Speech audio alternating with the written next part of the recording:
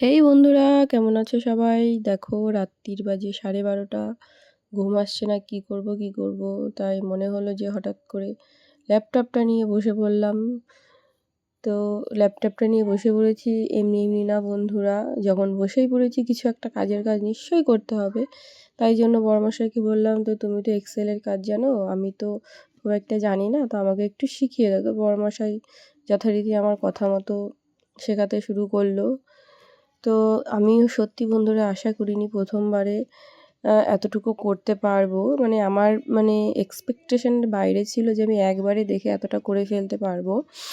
তো করলাম, সেভ করে নিলাম। তো আমার ওয়ার্কটা আমি সেভও করে নিয়েছি।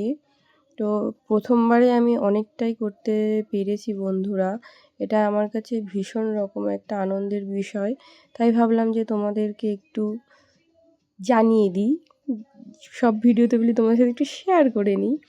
তো যাই হোক, তো খানিকক্ষণ করার পরে কি বলবো, পড়াশুনো এটাও একটা পড়াশুনো মানেই ঘুম এসে যায়। যার জন্য